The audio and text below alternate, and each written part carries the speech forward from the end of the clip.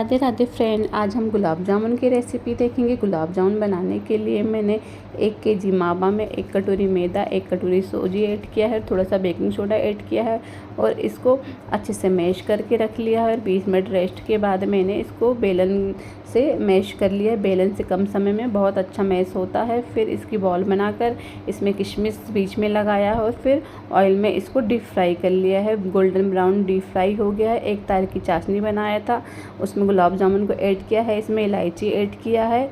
Gulab jamun complete है friend. Thank you friend.